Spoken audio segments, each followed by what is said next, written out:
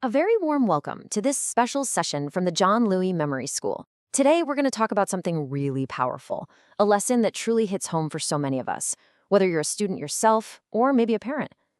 All right, let's get right into it. This is a question I hear all the time, and it's a tough one. How do you motivate a child who sees learning not as this amazing opportunity, but as this heavy, unbearable weight? It can be so frustrating for everyone involved. But what if I told you the answer is actually really simple and has been around for ages? You see, the key to unlocking this whole puzzle is right here in this simple, powerful piece of wisdom. And to really, truly understand it, we're going to explore a wonderful little story that brings this idea to life. So let's imagine we're in a small village and we're going to meet a very wise grandmother and her young grandson. Now, he was a great kid, but he was really struggling with this motivation thing. And his grandmother, well, she knew exactly what to do. I mean, for this little guy, every single day was a fight. He'd come to his grandmother and just complain, my books are too heavy. I hate my lessons. I don't want to go to school. To him, it was all just a pointless chore with no reward in sight. So one day, while she's in the kitchen, she sees her moment. She holds up the bottle of cooking oil and asks him, "My dear, would you like to drink this?" And he looks at her like she's crazy, totally disgusted, and says, "Yuck, who would ever drink that?" She just gives him a little smile. Then she picks up a handful of hard, raw lentils. "Okay then," she says, "how about eating these?" And again, he just shakes his head. "No way, Grandma. Nobody would eat that." And for her last trick, she takes just a little pinch of salt. "And what about this?" she asks. "Would you eat this all by itself?" By now, the boy is just confused, kind of laughing at the idea that anyone would just eat a spoonful of salt. But then, the magic happens. She takes all those things he just rejected, the oil, the lentils, the salt, and she skillfully starts to combine them.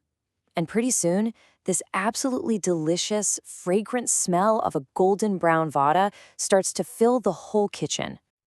She holds up this perfectly cooked, super tempting snack, her eyes just twinkling. And she asks him one final question.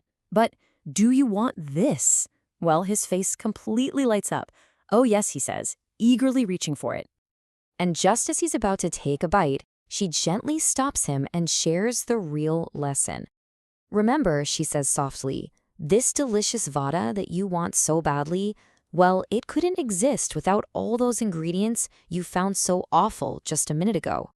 And boom, there it is. That's the whole lesson in a nutshell.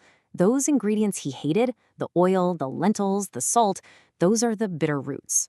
But when you put in the work, you combine them, you get the sweet fruit, that delicious vada. It's the exact same thing with learning, isn't it? The subjects you don't like, the stress of exams, just the daily grind of putting in the effort. Those are your ingredients. They might not seem great on their own, but they are absolutely essential for creating that successful, bright future you want.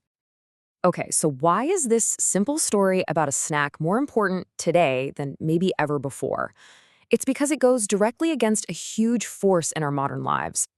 Think about it. We live in a world of instant gratification. We want instant food, one-click entertainment. We hear all these stories of overnight success.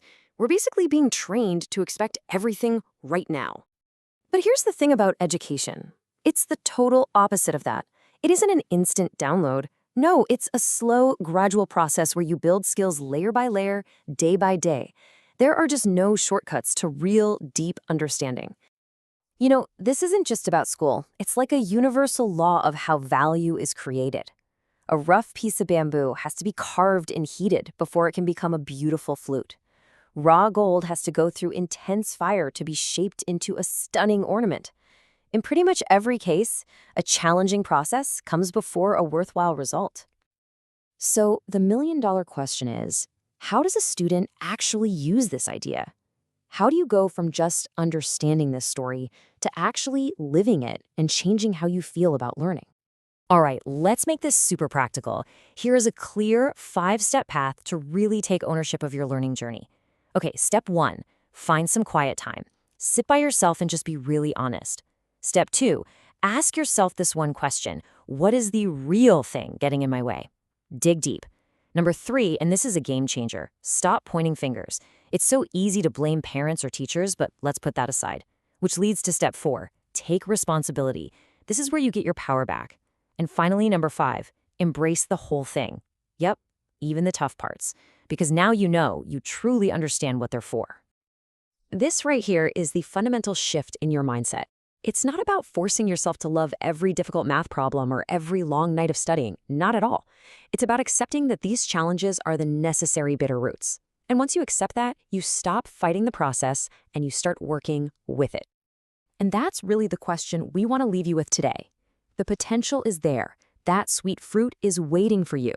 So are you ready to take care of the roots, to endure the process, because you know the incredible reward that's coming? The choice and your future is in your hands. Thank you so much for joining us here at the John Louis Mebry School. We really hope this little story has sparked something for you, a new way of looking at the beautiful journey of learning. We can't wait to see you in our next session.